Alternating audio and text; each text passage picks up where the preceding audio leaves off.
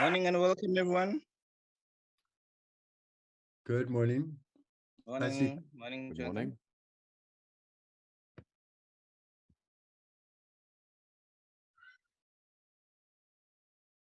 Morning, morning, everyone. Hello, Mac.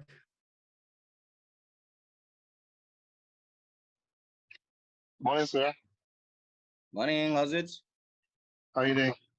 I'm good, thank you. Good. Just surviving the Durban heat. Yeah, managing to.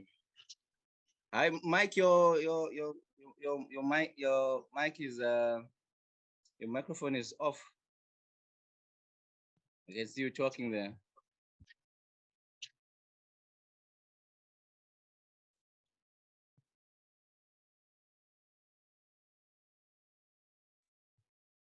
Hello, I'm here now.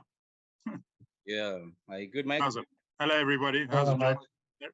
everybody? Screw out all the best. Thank you, thank you. Morning, Kurat. Morning, everybody. Morning, Adima.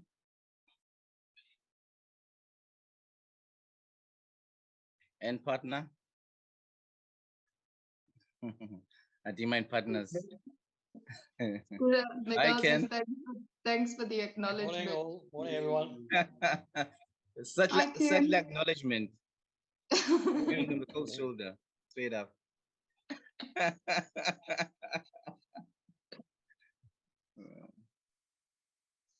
Thanks for joining, everyone. So today we're having somebody who's not an architect speaking to us. I feel like a discussion that is only architects doesn't always enrich us, which is why in our dialogues that we have in person, we make sure that one of the panelists is not an architect. And we feel that we actually learn a lot from people outside our field. It also gives us an opportunity to network and look for opportunities where we can partner with people in bettering our environment. So today we are speaking to Sikho. Sikho Msomi works with the homeless. He's a social entrepreneur and says he's a global citizen with a heart of social innovation and economic development. He is passionate about uplifting and other social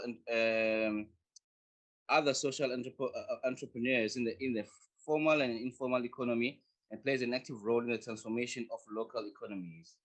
He has local and international experience in management, communication, business development. He's active in a number of local community engagement initiatives, as well as regional and international high impact ventures. He's currently pursuing his master's degree in business administration. When I first met him, I knew him only as a graphic designer, but I think today we are quite interested in him looking at homelessness in Durban and how that affects us and how we can be part of the solution. Sikho, over to you. Yeah, thanks, Kura. Much appreciated. Morning, everyone. Great to be here. Good to see some familiar faces as well. Jonathan, good to see you. Not sure who else is on the line, but there's a number of people here that are very familiar. But yeah, thanks, Skura. I think Skura just touched on a bit about myself, and thanks for that intro, Skura. I think I'll just go ahead straight into the Prezi. Sure.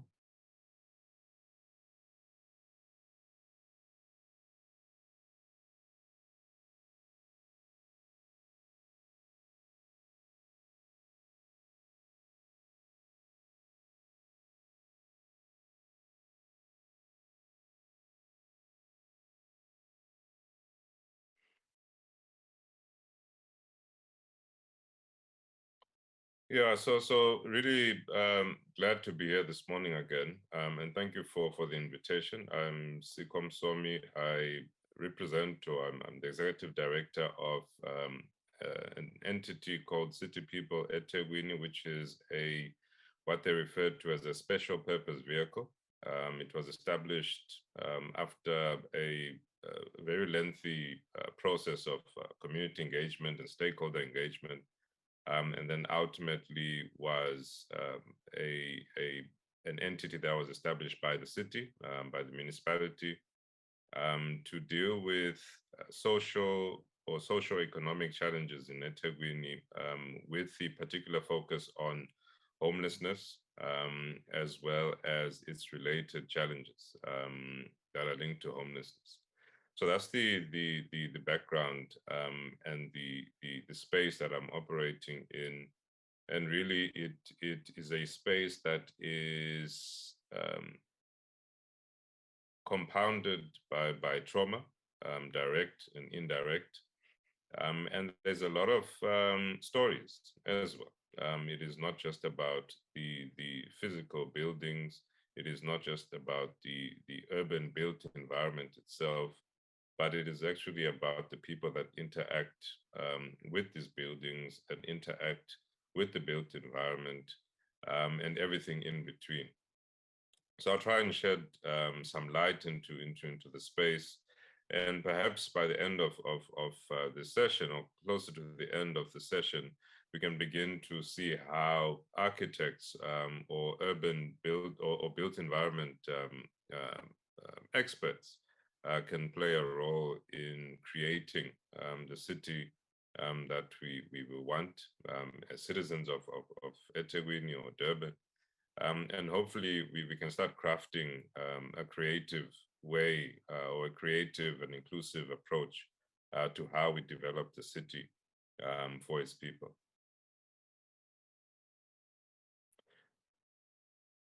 Just a brief background. I thought this image would be quite fitting for today, and the title being creating or building trust and creating change. This was an image or a picture that we took in preparation for the UIA that was hosted here in eThekwini in 2014. And we chose a particular spot that is a hustle and bustle of the city, a place where there's a lot of connections, a place where urban or formal meets informal. And we just wanted to play around with different approaches to telling the story of eThekwini or Durban during that period to those that were visiting the city, but also wanted to show how the city interacts amongst amongst itself. How do people interact with themselves? How does a city actually work as a system? And what are some of the systems that have been put in place to make sure that everyone feels included or feels part of being part of the city? And we found this beautiful location. In fact, this gentleman and this lady, the lady to the left is my life partner. But the gentleman to the right is a gentleman that we saw in the vicinity of the area or the location that we had selected, and he was very keen to be part of this image. But what was more interesting was everyone else who was not in the picture. For instance, there's a gentleman who carries loads or carries a lot of stock, and in fact there were two gentlemen, and they left their trolleys on the ground because they didn't want to be part of the picture. And then there were two ladies who sell amagwinya, who were sitting just next to the bench there. And there was a salon manager or the owner of the salon who didn't want to be part of the picture, but yet they wanted their presence to also be felt in the picture. And so this picture actually tells a story of how the city, in its very hustle and bustle and busy business, there's also the quiet and the shadows, people who operate quietly and earn a living and try to make a living in a very difficult or harsh concrete environment. But then you see the warm bodies, or you start interacting with the warm bodies in the spaces, and then you realize that everyone in the space has got a story. But how this place itself is built, for instance, I think one of the groups or the practices that was involved in this revitalizing of this Warwick area can tell a story for days. And I remember one of the architects who actually worked on Warwick, particularly this crossing bridge here, saying that this area here has got atomic energy, has got atomic potential. And that atomic energy or atomic potential just needs to be harnessed for it to actually have an impact, positive impact and influence on how cities or how the city is then further developed to become a city that is more inclusive. So as I'm going through the slides, I'll just share or even just ask a few questions. And these questions really relate to how we engage with the built environment, particularly looking at our area of focus as city people, looking at people who are displaced, looking at migrants, and people who are termed homeless. So in the city, as citizens, as people in practice, as practitioners, are we creating a socially inclusive and engaging city? And how are we doing that? Furthermore, this just highlights how the city then develops, or how the city is layered in different stories. So depending on who you are, and depending on who we were in this space, the city at a particular time starts telling a different story. And we really wanted to capture this during this URA conference as well in 2014. But I think the most important is how the city is actually built for particular people, and how the city was built for particular people, and how the city has evolved to become what it is. All encompassing, of course, but how is the city evolving with the changes, of course, with time as well. Sikho, tell me, were these interviews around 2014? Were these interviews that you had? Yes, these were really impromptu. You can say photo bombing, photo shoot bombing, and we really wanted to go to places where you wouldn't necessarily find being marketed or necessarily being found on posters, or where tourists or visitors to the city would find themselves. And we really wanted to create that metaphor to say, well, there are spaces. They might be hidden, they might be in the shadows, but they exist, and they exist for a purpose. And people interact with the spaces. Of course, at different times, for instance, if you look at the top left, that bridge there, that is that connects the Moses Mabhida precinct with the promenade. This in the evening is used as a shelter, for instance, for a lot of homeless people. And it was used as a shelter. However, obviously, with the increase of security in the area, a lot of people are then moved from the area, even if it is raining, even if they seek shelter and it's quite urgent. This brilliant shelter is then not functioning. It is not then being utilized to somehow present or offer a different function than what it was intended. And these are the metaphors that you then start realizing in our city as you start exploring that certain infrastructure or the built environment itself, in as much as it is aesthetically pleasing, in as much as it is constructed for a particular function, it does not necessarily mean that it is created to have an inclusive function. And so the function becomes quite exclusive. So to answer your question, yes, these were impromptu interviews as we navigated the city in different spots, in different areas. And very interesting feedback from the individuals who saw these two people moving around with two red chairs on the table. Mind you, we had borrowed these two red chairs from a restaurant that is now closed called the Corner Cafe at that time. Yeah, so the owner said, yes, go ahead, you can take the chairs, take the table too, and all the best. But just make sure that if my table and chairs don't come back, you're responsible for them. But yeah, we managed to bring the furniture back to the Corner Cafe, which used to be in Glenwood, Brandon Cromwell, if I remember correctly.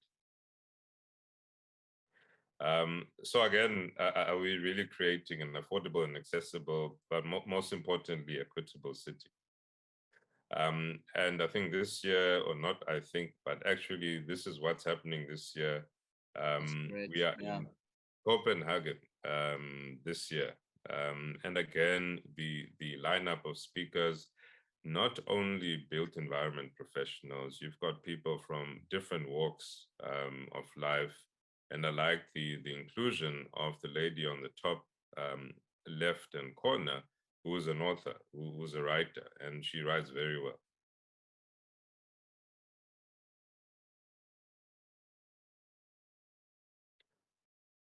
Those two red chairs again.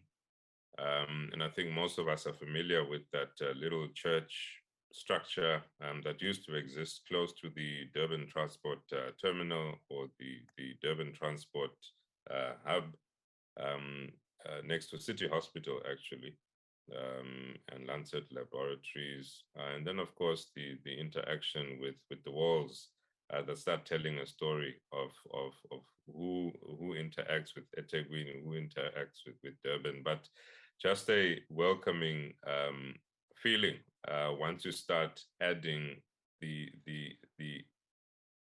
arts into the space, how you start activating certain structures or even the built environment using the arts as an activator. So again, are we creating an economically vibrant and inclusive city? I mean, we've just spoken about Warwick Junction and its complexities and its multi-layers, culturally so, economically so. Is it still an inclusive space? But who is it also excluding? And really, what was the motivation behind the project that we did for the UIA at that time was a publication that is based in Berlin. It's called Uncube. I think here you would start pronouncing it as Unube. If you looked at it at first glance, Nube is Nguni last name, is Nguni surname. It's more predominantly from the Matabele land area, northern KZN. So Nube is a last name in this part of the world, but in Berlin, for instance, in Germany or Europe, Uncube is how you would pronounce it. And so the project really materialized into becoming an online publication, which doesn't exist anymore. But it was really based on some of the concepts that this particular publication looks at. not just the norm, but it actually goes deep into quite insightful research about the urban built environment. And at that time, they were looking at displacement and migration and the interaction of migrants and refugees in cities. Mind you, I had a picture at the UNCUBE offices in Berlin, which was in 2016, when I last visited there. But we had a home intrusion earlier last month, and they did away with they helped themselves with all the backup hard drives that I had. Interesting enough, this particular architect designed our dwelling, our house, and I still need to chat with her to see how do we enhance the security on this residence particularly, and still keep its character, which has been very difficult to do because it lends itself inviting intruders because of how it looks and how it feels. But I'll definitely be in touch with our architect here. But more importantly, I think is to say, are we collectively creating a city that is collectively managed and democratically governed? I think the upcoming Monday is something somewhat that tells us a story about democracy and collective governance as well. So let's see how people interact with the built environment on Monday, or not interact with the built environment at all. But again, back to the project, I think it really touched on a number of very interesting things around the city. We had amazing contributors, Amanda Lee, Thomas Butterworth, Franco Frescura, Paul Mikula, Skumbuzo Mtembu, Nikhil, Trikam, Bongantuli, Dung Yanganier, Karen Bradke, we had Ross Devereaux coming in with a very interesting take on heritage and the built environment. Len Rosenberg, a guru on the Block AK area, Fanele Zondi, and all the images really that were captured by this amazing photographer, Luleki Dlamini, who's an urban legend who goes by the name of Milo Menora, who captures really amazing photography. And he did so during this project. Just one of the images that Milo took of the built environment as he was interacting with it, based on a focal view or a point of reference that most people won't have when interacting with this part of the city. And so again, another question, are we creating a city that fosters cohesive territorial development? Another one from Milo, capturing some of the textures that are available really for anyone in the public space or public realm to interact. And from this particular building, you'd find that some of the floors are utilized for parking, but certain floors have been designated as shelter at most times, particularly during COVID. Some of the floors on this building were used by homeless individuals as a place of shelter.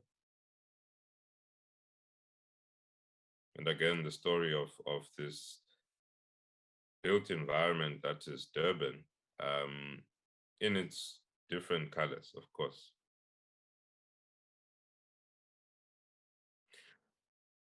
I think a term that is usually used is resilience, a lot around the focus area, or the sector that we find ourselves in.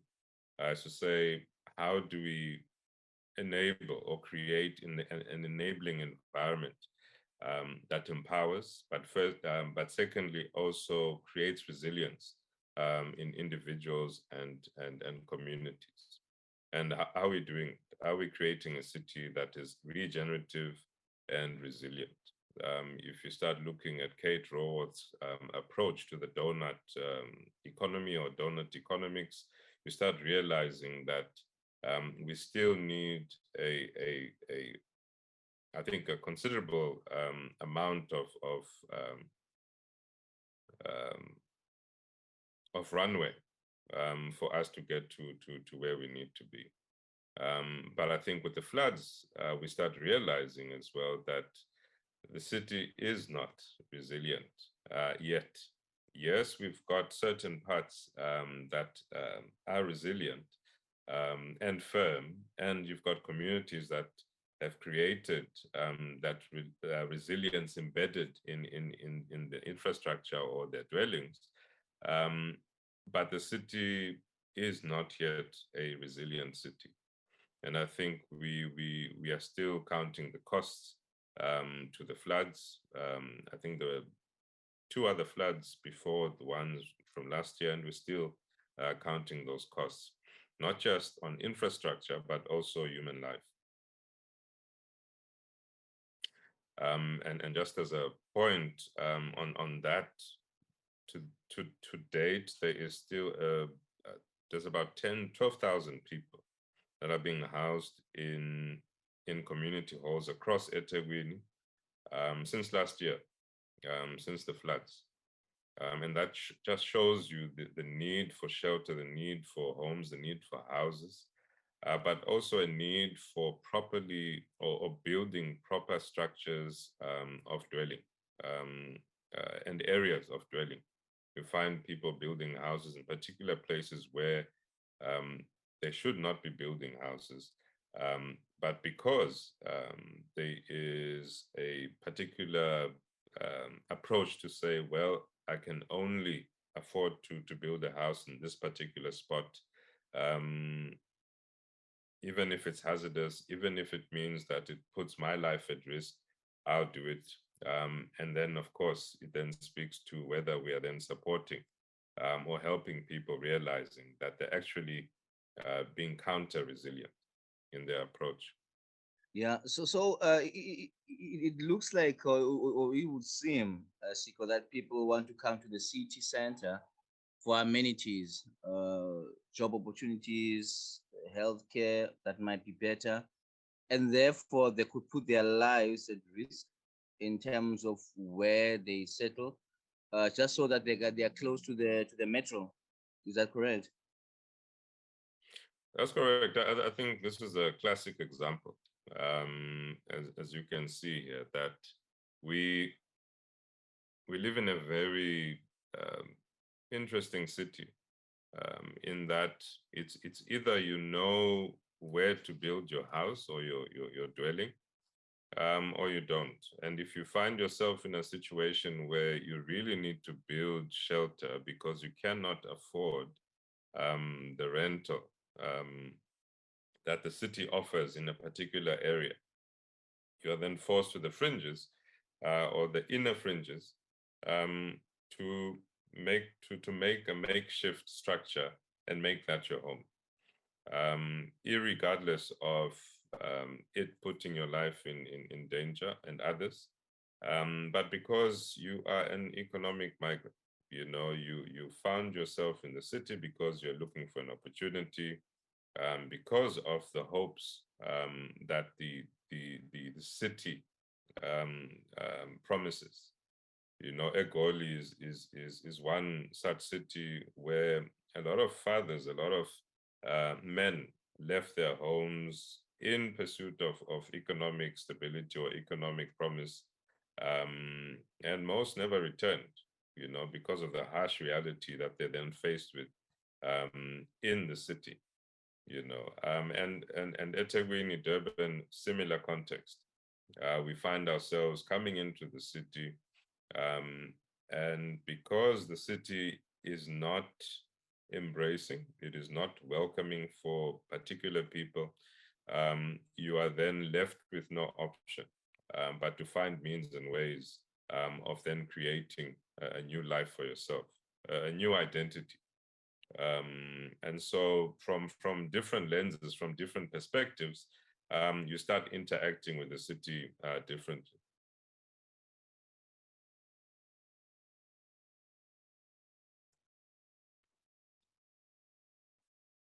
So again, are we creating a city that has shared identities and a sense of place? And I think I'll touch on sense of place in a bit about how do we actually start doing that. These were some of the images that Milo took of individuals now who were interacting with the space. As you can see, he started taking shots, he took shots of the physical infrastructure, the built environment.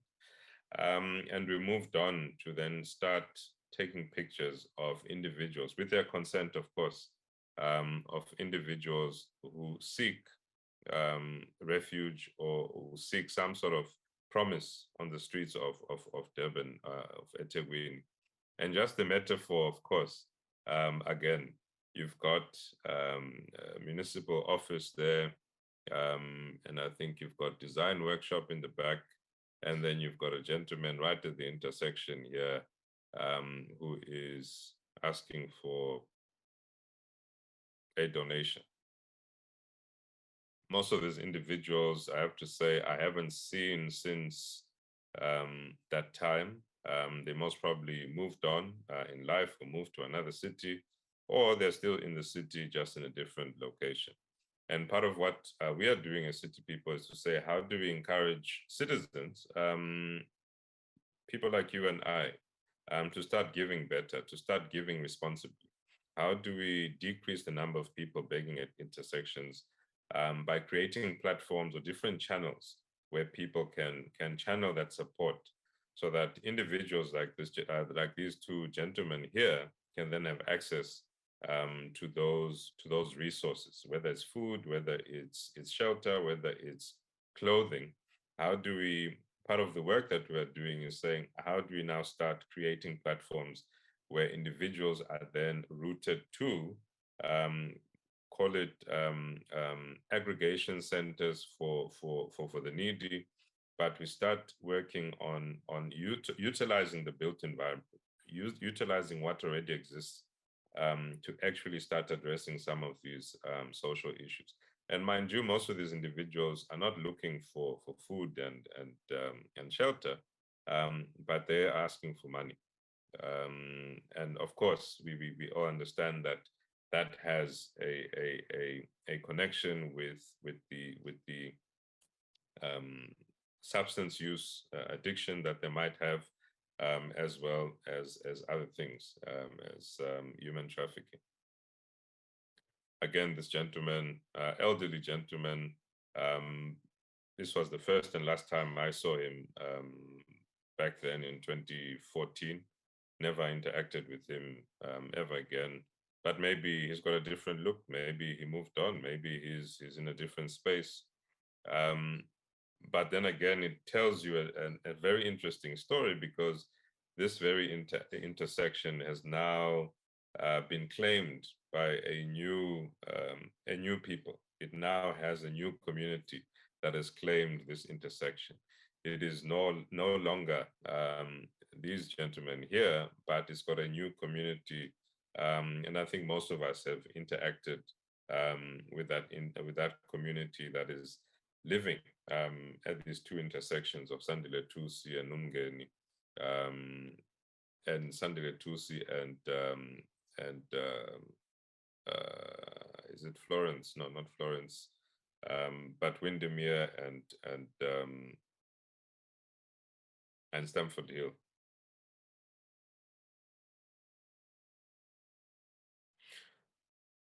And I just want to fast forward now to some of the research that we've been doing in this space. Just last week, we're presenting at a RAPA research symposium about some of the work that we're doing in finding out how homeless individuals, or how migrants, or how internally displaced people are interacting with the built environment as it is, or how have they been interacting with the built environment.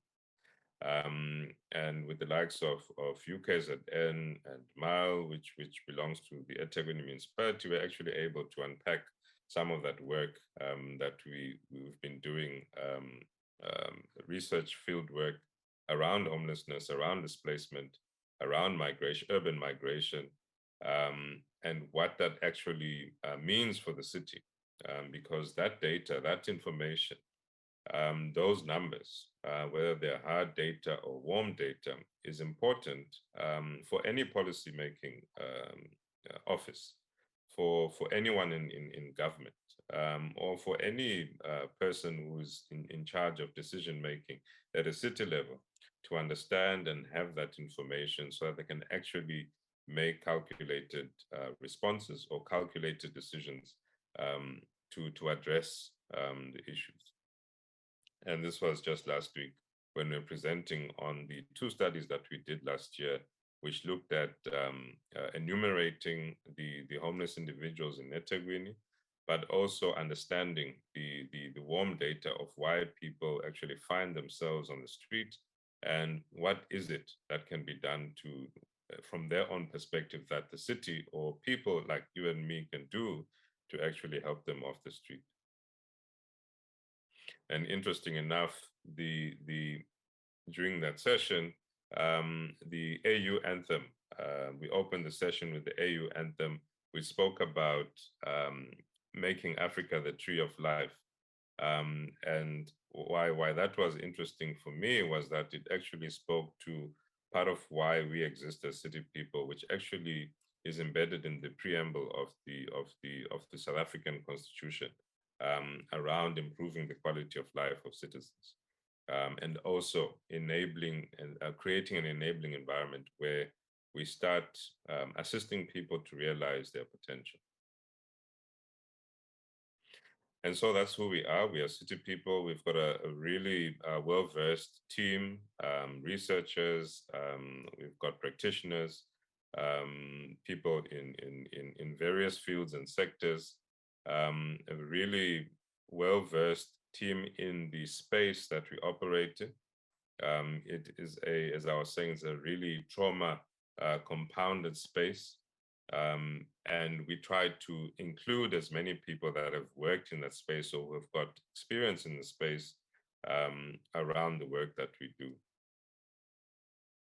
Some work for banks, some work for international organizations, some work for universities as well. And so some of the work, in fact, most of the work that we do is also guided by some of the strategies that the municipality has developed, such as the SAIA KZN Shaped Durban strategy, as well as the resilience strategy, the Durban resilience strategy. But most importantly, I think the work that we do is aligned to the global goals, the global SDGs 2030. Of course, this framework is a global framework, but part of the work that we do is to say, how do we localize this framework? How do we make goal number 11 something that we can actually realize through the work that we do? It is not just about aligning the work that we do to the goals, but actually, what is our approach? Is our approach pragmatically aligned, or is it conceptually aligned? You know, I mean, those are two different things. And our work is both. It's conceptually aligned as well as pragmatically aligned, because we are on the ground, we are in the field, we are actually working in ensuring that whatever it is that we are doing has got an impact. And of course, as we all know, we're in the decade of action. So part of the work that we're doing is accelerating the action. But I think more than that is to say, how do we, more than just accelerating the action, how do we accelerate the impact of the work that we do? And this brings me to a really interesting story. This is Musamanzi. He's from an area that I grew up in, our homestead, Ndwedwe, which is a rural community. At that time, a highly poor community. But I'll come back on the poor because there's a misunderstanding or a framing that still needs to be unpacked around what is poor and what is not poor by our understanding. But this is his story. He comes from a really humble background. And along his journey, he found himself quite inquisitive and very interested in geology. And he found himself in Johannesburg from Ndwedwe, rural KZN, raised the money, made means, and from the mud house structure there, Ndwedwe, all the way to Joburg, not knowing what to expect, but in pursuit of economic emancipation, but also education. And he had just matriculated, and he went to Joburg with his metric results, and that's all he had, an ID and metric results. He had a really tough life in Johannesburg. He found himself on the streets. He was homeless for a number of years, 2 or 3 years on the streets of Johannesburg. By chance or by serendipity, he was accepted into Wits University, and a few years later, he's got a PhD in geophysics. In fact, the first Black person to have in South Africa to have a PhD in geophysics. He is now based at Wits, and he heads the unit that looks at geophysics in South Africa, but also around the continent. And this is a story of a homeless individual who came from this context, found himself in the city, and is now in the city, interacting with the city, but also interacting with the land, and finding ways of how we can actually make better decisions by understanding the geological makeup of the earth. But back to that poor concept, to say, do we actually understand what poor means when we start unpacking that term? Because for someone to say, yes, I came from a mud house, I would then say, yes, you came from a very poor background. It was a mud house. It was built with utilizing natural materials. But then juxtaposed to that, you start interacting with individuals like Franco Frescura, for instance, who've got a keen interest in rural architecture. And they start changing the perception or changing the narrative around what is a poor structure and what is a resilient and rich structure. And really interesting enough, fascinating individuals who then start changing the paradigm or how we see what architecture is, depending on where you come from and your level of understanding of sociology, or even just how, anthropologically speaking, how people interact with the environment. So most of our work, as I was saying, is in the city, in the urban areas. We also work in the peri-urban, but also in the rural. We did this study last year, as I was saying, trying to enumerate the number of people that are homeless in eThekwini. It was a study that encompassed all the regions of eThekwini, north, far north, all the way to the south, far west. And then as we drew closer to the CBD, Skura, we noticed that the numbers actually start increasing. there's a high number there's a high concentration of people as you move into the CBD because of that economic prosperity that we're mentioning. Hope, essentially, yeah. Yes. And so there was a study done previously by the HSRC in 2016, commissioned by the city. It concluded that there were 4,000 people in the CBD at that time. This was 2016. With our study, this is in Kwamashu, actually, and I said cross in. This is where it is in Kwamashu. People interacting with the built environment in different ways. At this particular time, our field workers or data collectors using the shadow of the bridge for protection from the sun, but also it created an opportunity where we could actually now start engaging with individuals who were homeless, seemingly homeless, and we were actually able to use the shade of the or the shadow of the bridge to facilitate the work that we're doing. So very interesting understanding of the work and how the built environment in this instance all works in facilitating the work that we do. But part of the interesting thing is the results in terms of enumeration.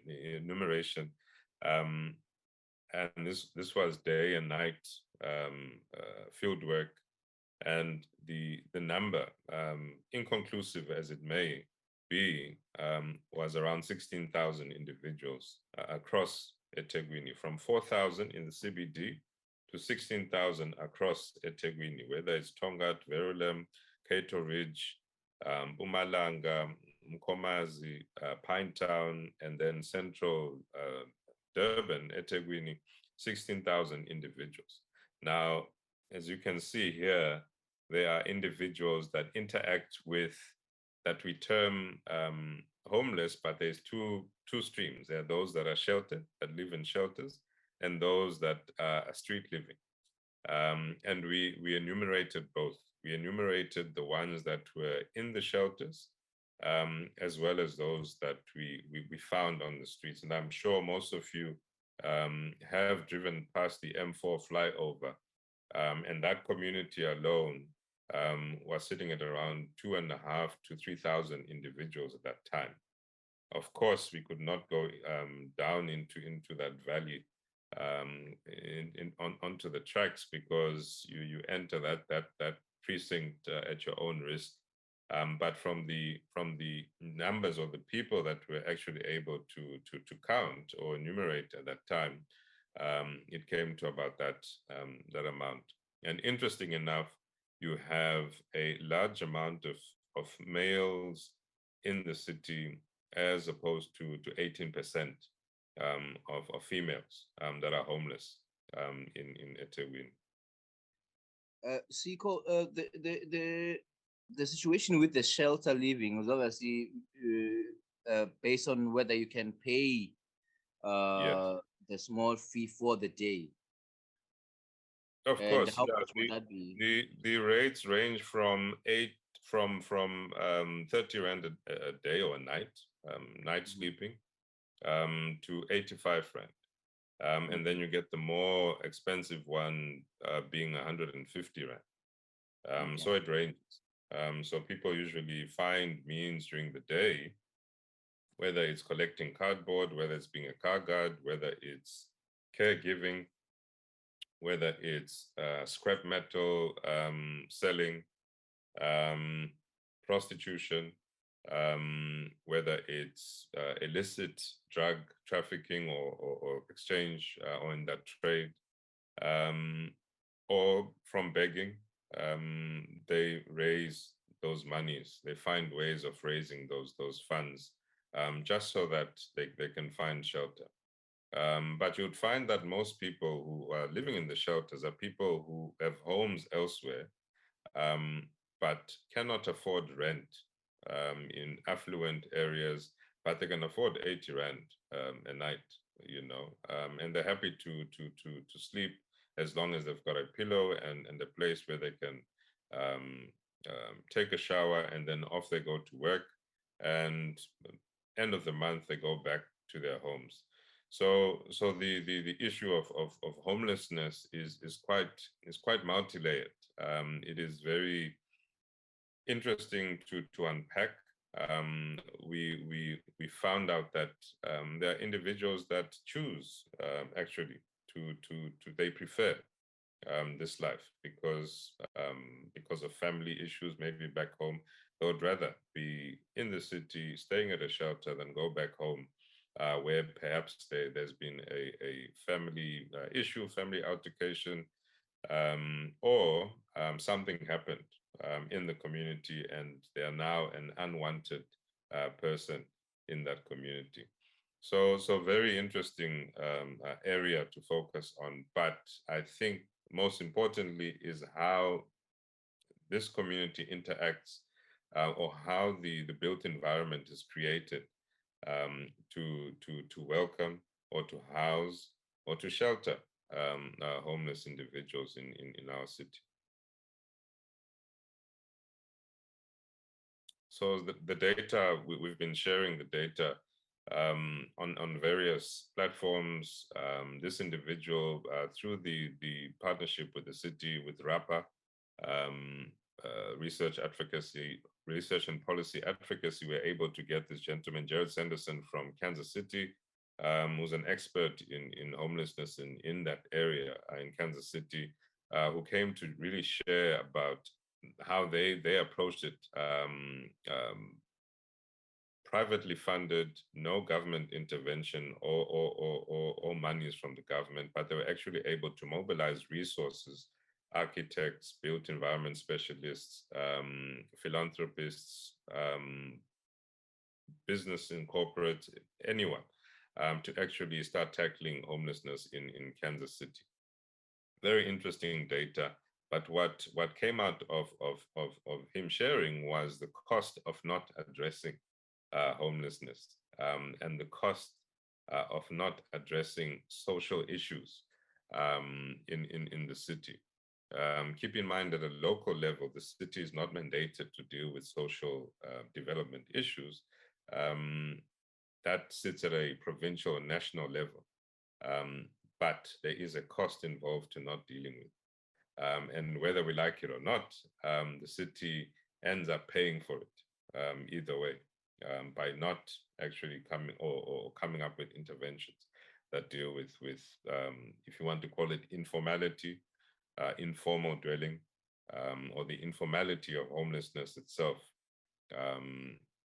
as you could put it. And again, it speaks to some of the things that are required for us to actually move forward in making the city more inclusive. Here we're in Doughton. The picture taken there, that was in Doughton.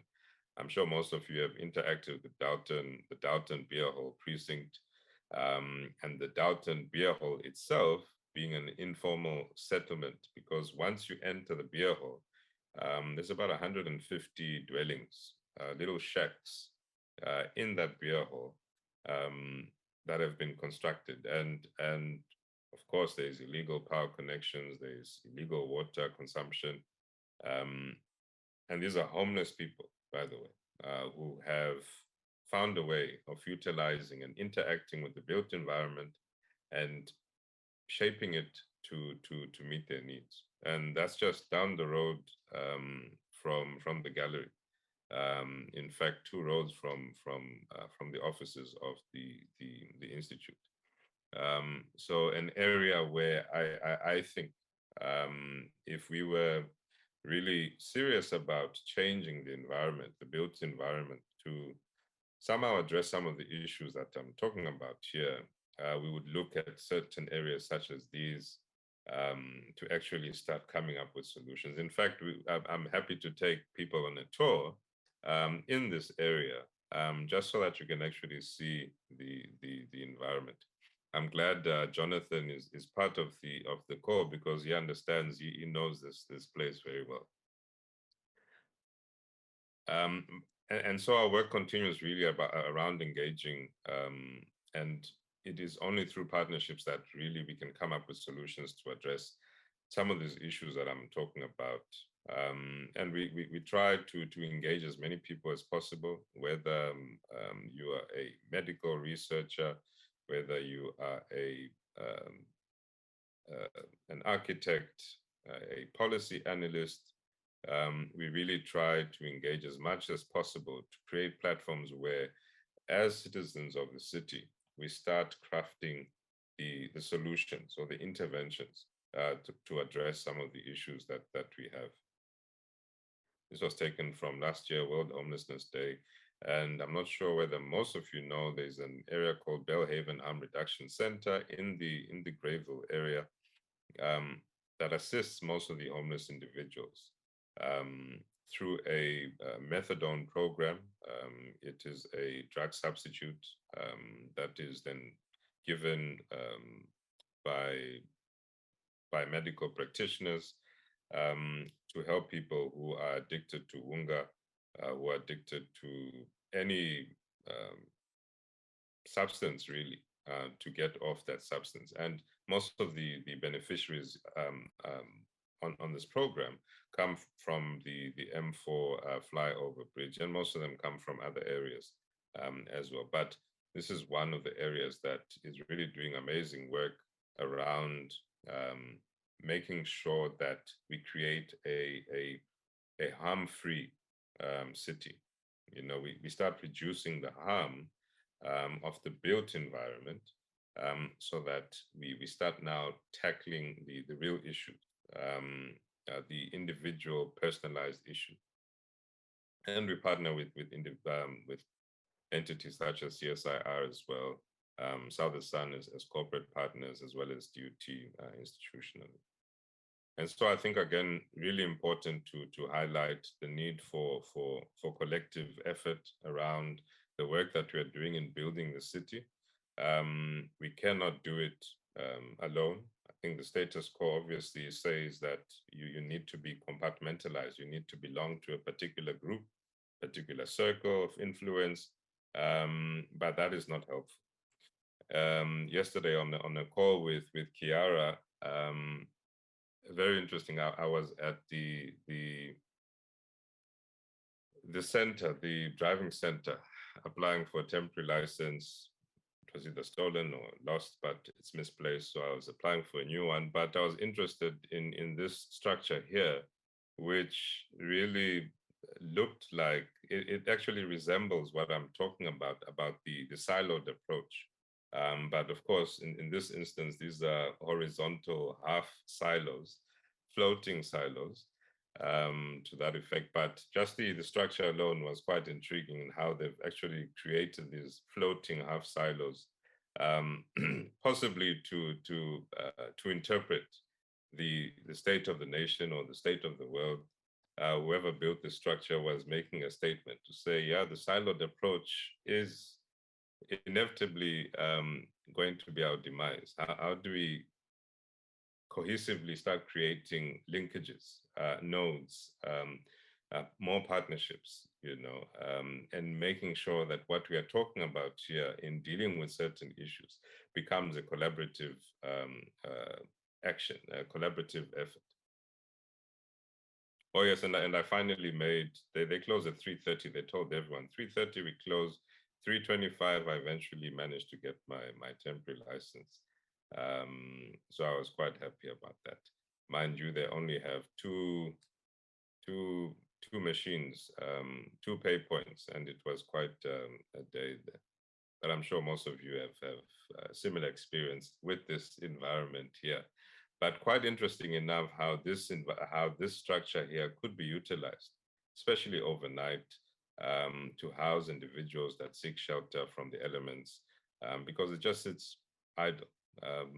After 3:30, it's there, it's not in use, but from 4 p.m. to 7 p.m. or 6 a.m., it could be utilized as a shelter for individuals in this particular area that need some sort of shelter from the elements. And again, it requires collective change. And that's really a systemic approach. Collectiveness is the only way that we can do it in this regard. And really trying to map out the built environment or how we interact with it, you start realizing that we are all connected, whether it's through the little streets or the work that we are doing. We are all interacting with it at different levels. This is work that was done by a great friend, architect, Dimitar Dobrev, very creative individual who really tried to capture the soul of this particular area, and trying to articulate how we could perhaps interact with this area in particular. I think the institute is somewhere here, Boulevard Road. That's where you are. Yeah. So again, how do we create a city that is well planned, that is walkable and transit friendly? So part of the work that we are doing is housing and working with homeless individuals. This is a facility that we are currently utilizing as a shelter for homeless women. This is the Strollers Overnight Facility. You'll find it in Mansell Road. It was commissioned in '97, it says. And there's a whole history around this building. It was built primarily for women who were trading from other parts of the country, mostly the Eastern Cape or Lesotho, who needed overnight shelter, who were selling their product at the Mansell market. And the building now houses homeless women. We work and facilitate, and we offer psychosocial support. We also offer programs to assist the individuals that are residents of this building, of the structure. And again, yet another great example of how this infrastructure, this building, then becomes a home. It becomes a beacon of hope for those that are vulnerable, those that are marginalized, those that are forgotten, and those that really need the care, those that need the help in society. And this is right here in our city. It's happening, you know. Great building. The building is very solid. As you can see, the fence there being utilized as a washing line. But that just speaks to the volumes of people that are housed by this structure. At the top floor, however, that is utilized by homeless individuals who belong to another shelter called the Ark, which used to be in the Point area. They are now being housed there, but all the other floors, you'll find women, young women mostly, who are being housed, and we work with these. These are our beneficiaries that we work with.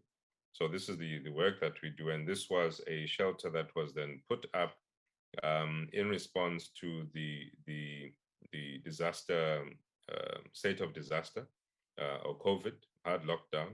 The municipality worked around the clock to create temporary shelters for homeless individuals. There were about 12 or 13 shelters that were created, most of them tents and marquees. And this is the only shelter that is a building. They've now been reduced to 3 shelters. So we work in facilitating and providing psychosocial support and as well as programs at these 3 shelters. The other 2 are for males or for men. Those are men's shelters, temporary shelters. And this one is for women. And it's the only physical building at the moment in the city that we are utilizing as a shelter with the municipality to make sure that there is a place that people can go.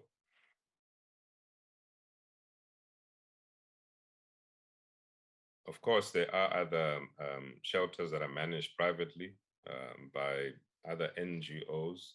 The issue at the moment, obviously, is the I would say the bylaws, or perhaps the regulation around shelters, the norms and standards around shelters. And this is where I think we are taking the discussion to say professionals in the built environment, architects, work with us, help us create a norms and standards for shelters in eThekwini, where we start incorporating all these frameworks that I spoke about. But I think most fitting is, since we're in Human Rights Month, to say, how do we create spaces that are meant for human habitation, irrespective of the people that it is meant to help or serve? How do we ensure that the space itself meets all the basic human rights? It ticks all the boxes when it comes to human rights observance. So norms and standards for shelters. The Western Province has got a norms and standards for shelters, but KZN does not have one. So how do we then start drafting one for the province, even for KZN? And then we use eThekwini as a pilot for the norms and standards, so that we start building structures that are meeting a particular framework and regulation, but also ensure that we protect people, especially from those that then try to make quick money in filling up buildings and warehouses with tons of people, just for 30 Rand a night. 30 Rand times 1,000 people every night, that's a lot of money. How do we ensure that we restrict that, and we ensure that people are receiving a decent care, decent shelter that meets the human rights standard? And again, are we creating a safe, healthy city that promotes well-being? Part of the work that we are doing, most of you would have seen the tender that went out, if not last year, the year before, around creating a safe sleeping space for homeless individuals. That process, is, from my understanding, has now reached its finality in terms of the paperwork or administration, and the city has signed the LOA with the service provider. I'm not sure who it is. It might be someone on this call, but they will be assisting in creating the safe sleeping space that is going to house a lot of internally displaced people, a lot of homeless individuals, again, utilizing the built environment to address social issues. So I'm not sure who got the tender, who's on the call here. But yes, that work is happening, and we'll be working in facilitating and managing this facility and ensuring that it provides the services that the individual or the beneficiaries actually require. Sikho, let me come in, because Jonathan, I think, is leaving, or I'm Yes. not sure if he's left now, but he Sure. was just saying that where can your publications be found? Some of the documents you are talking about and all that. Okay. Yes, I'm happy to share the production or the publication itself. Okay. It used to be online. It wasn't online. Remember, it had a life. Okay, but then we can do a news flash to everyone in the membership, and then we'll just have links, and people just can just download all the information. Okay, that's cool. Sure. Absolutely, yes, we can do that. So this is earmarked to, well, this is going to be at Block AK. Block AK is in the Greyville area. Most of you are familiar with it. This is just across the road from the old Standard Bank building in Stamford Hill Road or Greyville Road, whichever one you want to use. But next to the Metro Police Pound, vehicle pound. So really looking forward to seeing the structure once it's up. They had said that it should be complete by June this year. The service provider should be starting either this month or early next month, but really looking forward to seeing and hosting some of you as well, if not all of you, at this safe sleeping space. And maybe you can even make your recommendations, say, well, maybe perhaps the next one can have these kind of additions or these kind of considerations. But with this one, we really looked at trying to make sure that it meets the needs of the individuals that it's going to occupy. This is going to be a male-only shelter, and it'll be the second physical hard structure that the city now then has in housing homeless individuals. Of course, it won't be a permanent structure because of the land disputes in around Block AK. But I think those will be resolved with time, and then we'll certainly start looking at a different location for the second safe sleeping space.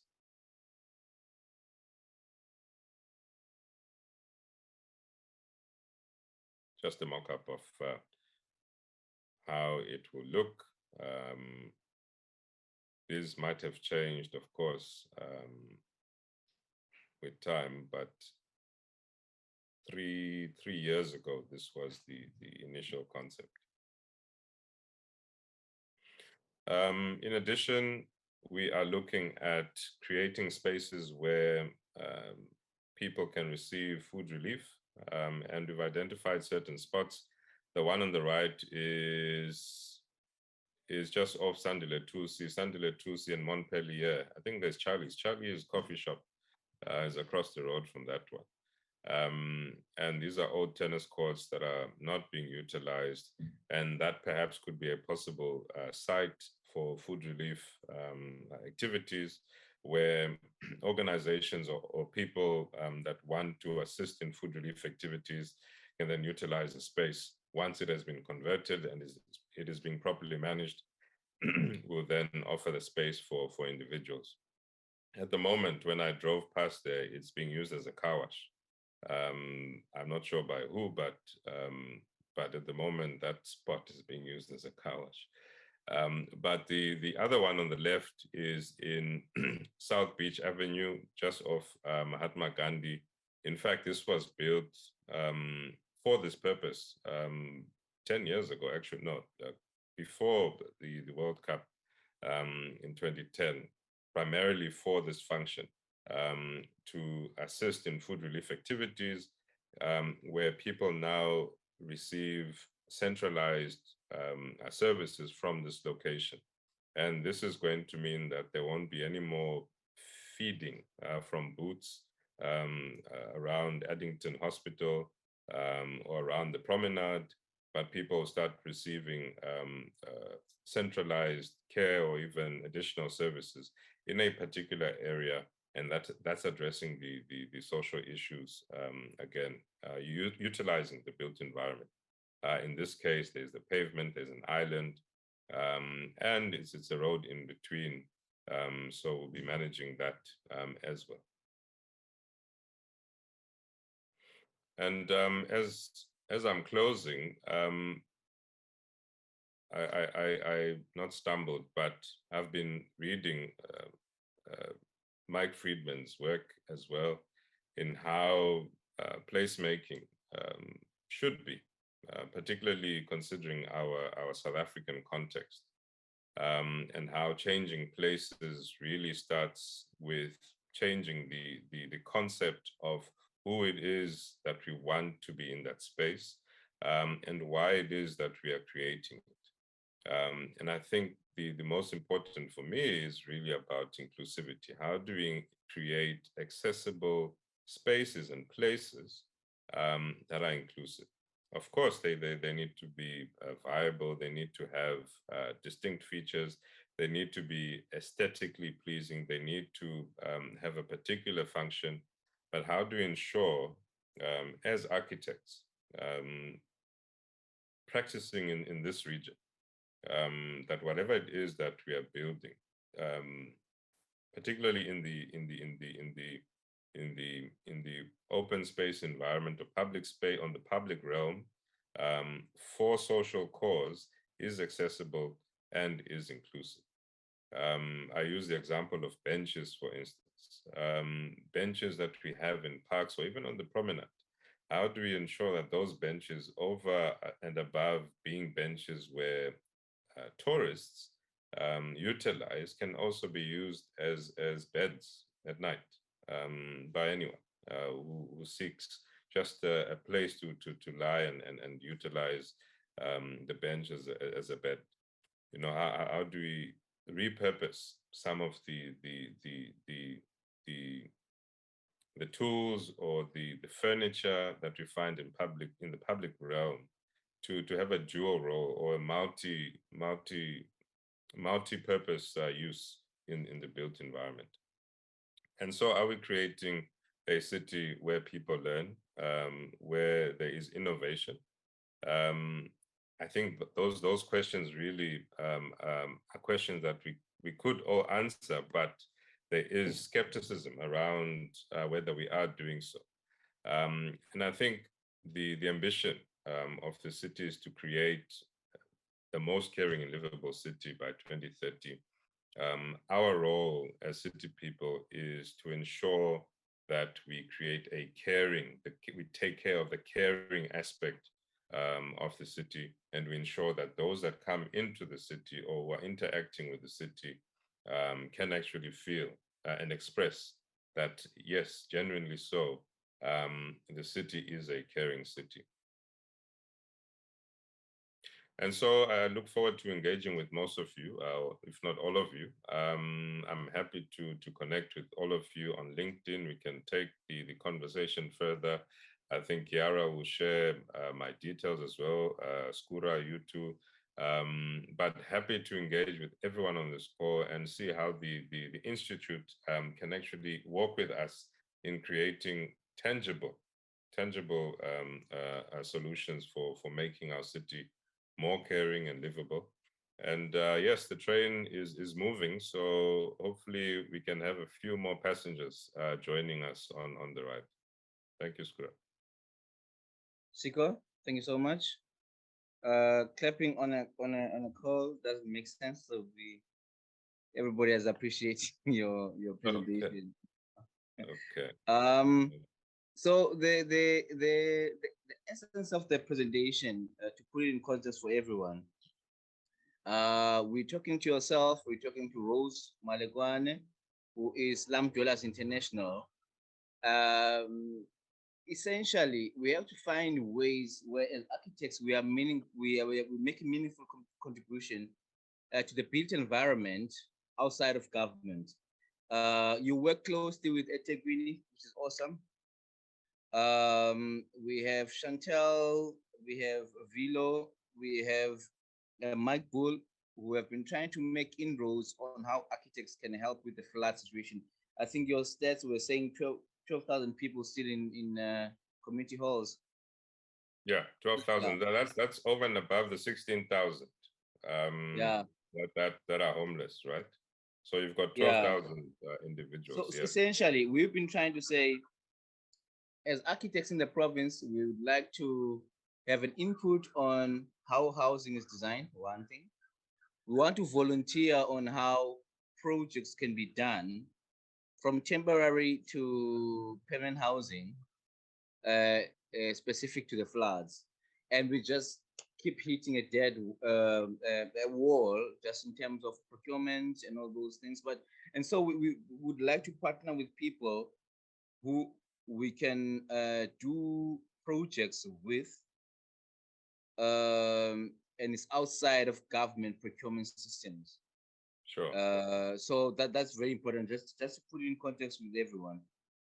So looking forward to the partnerships that we do with people in housing is We want to be able to do projects outside of government procurement, where if people feel that they can contribute, they can volunteer, and all of that, we can take it from there. I'm open to questions. I know Ken, there's a number of things that you've typed on. So you can come in if you want to now. But Sikho, crime versus hospitality. You are not a government official. You are not expecting crime or whatever. But how do you balance that? Crime versus hospitality? Yeah, look, I think the the difficult thing is to not judge as human beings. I think we obviously intrinsically by human nature we then do that, right? But in this space, it requires that level of I think just the emotional maturity to then not fall into that trap where we start judging the individual based on what they've done or their history or their past, but solely focus on the need and the care that they require, right? Because I go back to what Jared Sanderson said. He said we tend to have the lens of approaching it as if people, what do people deserve? Should we give them what they deserve, right? Whereas we should be saying, what can we give people based on their needs, right? So once we start utilizing the needs approach, I think we start then dealing with the crime versus hospitality issue, because we're now addressing a need. And then where there is a need for crime prevention or crime intervention, then that steps in. But for as long as we keep having the approach to say, actually, these people deserve to be on the street, there is a cost. There's a cost to that. So I think there needs to be a balance. We need to be hospitable. We need to be welcoming. We need to be an embracing city, but we also need to be a proactive and a city that makes decision based on insight and data as well. Okay.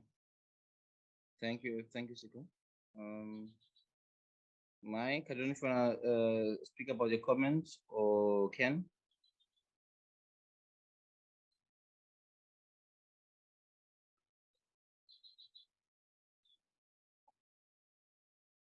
Are you covered?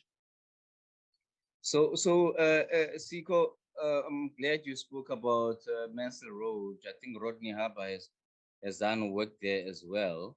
One of specialists for housing, I think, in South Africa, along with names like Adebayo, Dr. Dodge, Lianda Mpatla, former SAIA president. The talk one time Joe Noah had about housing, alternative construction, was that, you know, it's very difficult for, or government is not really open to alternative housing. As we can see, Cape Town is quite advanced with that situation, and hence the reason, Sikho, we would like to partner with people outside of government, because we'd like to look at alternative technology. We'd like to look at sustainability the African way. You did a slide there with vernacular architecture. That's absolutely amazing. And so for us to, as architects, be able to develop that and a language that is very relevant to where we are, we would definitely have to work outside of government. So I think you yourself, your company partnering with us and people like Rose means that we can actually achieve things like that and be very contextual in our interventions.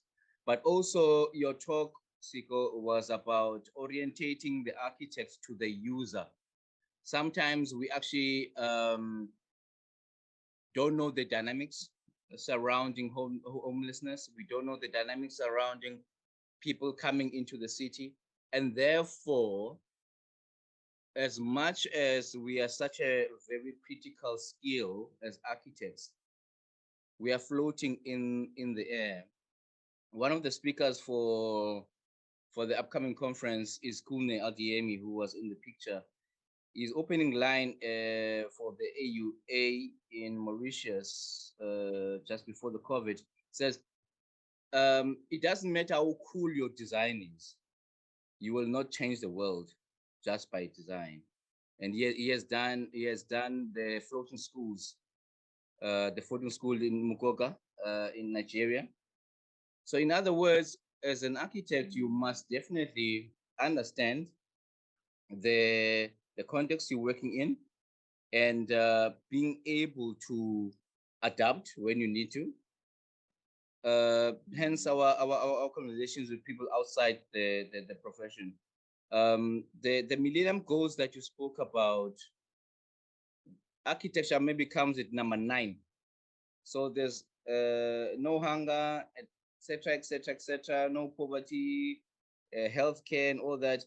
So we are not, as architects alone, not able to make a real difference in society, which is why we have to understand the user.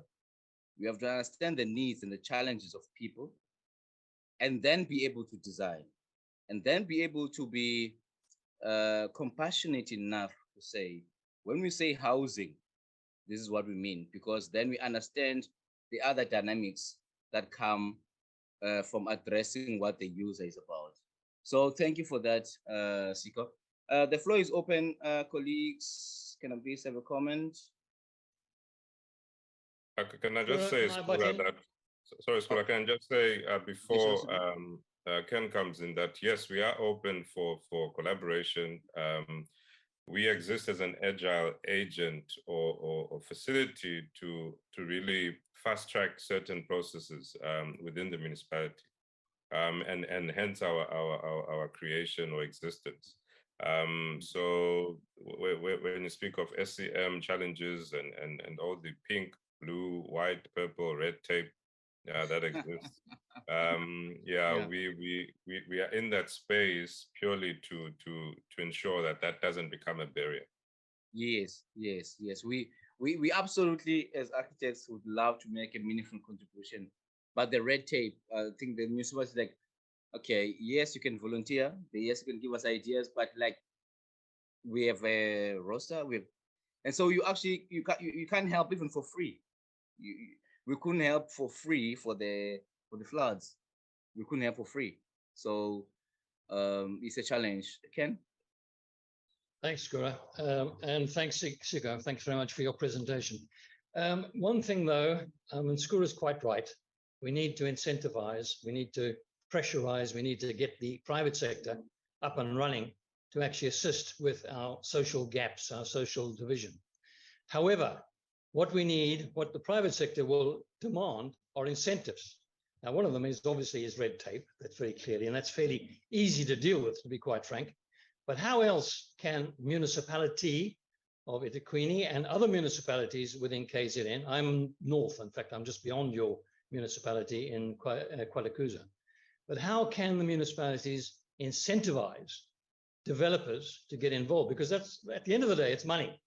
Money has to be provided in order to provide something decent, clearly. But there's also the whole question, I believe, of incentivizing the people themselves through ownership, through pride of ownership, through self-help, self-construction. One thing that I find absolutely astonishing is the amount of individual initiative, energy, and enterprise that is shown in building shacks. It's actually astonishing. They build these shacks with almost absolutely nothing. It's quite amazing. Now, why can't that energy be harnessed some way in providing shelter? But at the end of the day, my question goes back to, do you believe that the municipalities are in any way, and I suppose link up with province, any way able to provide funding or some kind of huge tax break for industrialists to get involved in the whole process. Yeah, I think absolutely. Look, I'm not a municipal spokesperson, so I wouldn't know what they would respond. But I would say yes, there is an opportunity to create mechanisms, structured or unstructured, but creative ways of finding solutions to make the system workable. If you look at what Brian Wright is doing, for instance, with the UIP model, he's able to facilitate a lot of development using that model. You know, it's a government legislated model, utilizing what government has created, and yet there's also incentives for huge developers to buy into that model. So really, it's really about understanding what mechanisms or what platforms exist, how you can maximize on those. And I think there's a win-win for everyone involved. But I think Brian Wright is doing phenomenal work. Of course, most people say, well, it borders along the lines of gentrification, etc. But I think in terms of developing and incentivizing private or corporate investors, there is a working model. Yeah. Brian provides a really good UIP in Belito. Thank you very much. Yes, but thanks for that. But somehow or other, Skura, we're going to have to go beyond our limited borders. You know, as far as I can work out, our newsletter that used to run until about 3 or 4 years ago has not been active. Maybe we should think about reviving the newsletter, getting talks like Sikho was just given, or a précis of it, out there, and to municipalities, to province, to the Department of Public Works. I think we need to make firm friends with these organizations, and Yes. it's just, how do we do it? Get the message out there and get them to take part in these wonderful breakfast meetings. Yeah, Get them to- absolutely. We need I mean, feedback from them as well. Yeah. So the talk is the first thing, and then the next thing is to actually disseminate the information. Absolutely, Ken. Yeah, we need to do that. Sarah, can I just make a point? People are going to start shouting at me, but it's an issue that I've raised time and time again. And for some of us silver-haired individuals, professionals, will remember that there was a thing called the RSC levy, Regional Services Council levy, which was in existence in the ODAR. And then it got disbanded. And what the eThekwini did was to ring fence that money. It was a levy paid by business, and ring fence that money, and did a number of major projects in Durban. Cato Manor, ICC, The Point, Natal Lotto, all got going. When that RSC levy stopped in about 2005-06, Durban was paying, Durban, not eThekwini, Durban, the old Durban, was paying about 500 million rand a year into that levy. And that was a business levy that worked exceptionally well. It was paid by business. It was handled by the municipal treasury, and it was paid for into projects which were not necessarily municipal, but municipal approved, if you know what I mean. There was a little bit of a mix. So we didn't have the dogma that we're faced with now of all the bureaucracy. So I've been saying it for the last, I don't know, probably John Atkins will chip in and say, you've been talking about this for the last 30 years, Bill, please shut up. But it's a mechanism that worked extraordinarily well. And when we talk about trying to provide opportunities or facilities or something like that, surely business would want that to work. And I'm just suggesting that that be explored again to reinstate what was called the RSC levy. It generated a bucket full of money, which mustn't go into anybody's pockets, but get spent on projects. But I'll just put that in. I will now keep quiet. Very good point, Mike. I Mike, don't know why. Mike, tell us. I don't know why someone would help you for. What does RSC stand for? Ken, you should remember you were born in And that. I'm sorry, I'm an interloper. I'm an invader from Central Africa. Oh, I well, spent most of my career in Zimbabwe and Zambia and It was Mozambique. it So was I'm a new called- boy as far as that's concerned.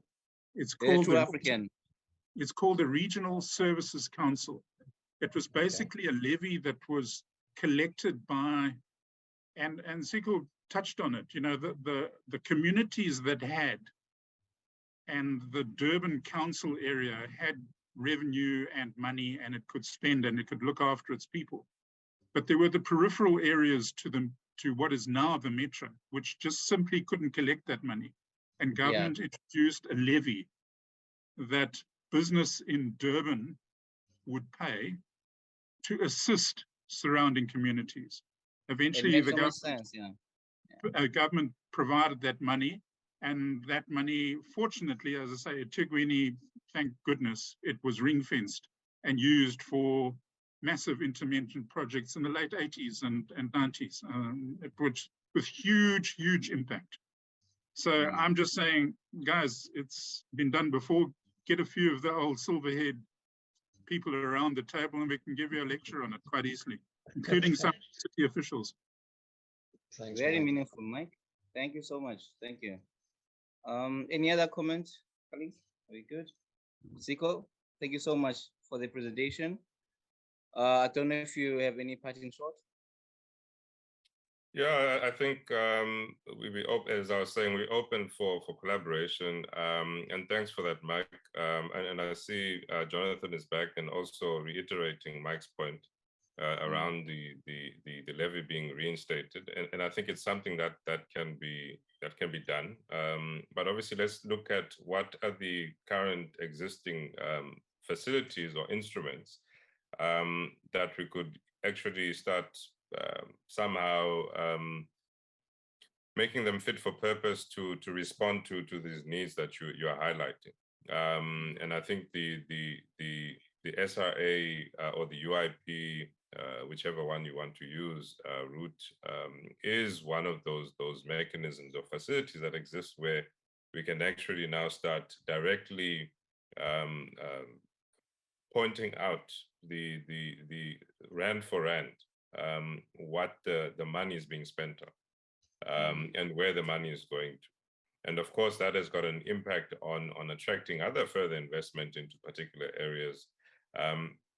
But I think the focus of the UIP model has been quite exclusive in its design.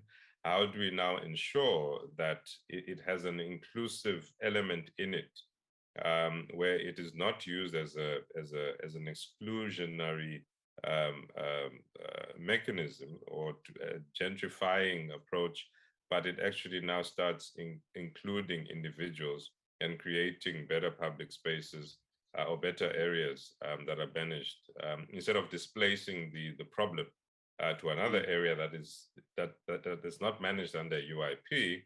How do we ensure that we create inclusive space? But I think we're open for collaboration and happy to partner with anyone here. I think with the Institute, of course, through you, of course, Skura and the Institute.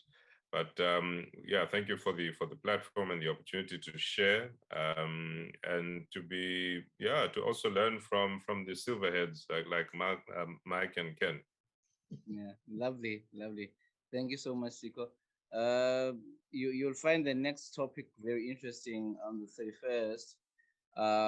We are having Frank Rates talk about Florida Road. There's been a problem that we're looking at. We're trying to work with Amafa with in terms of illegal constructions and all of that.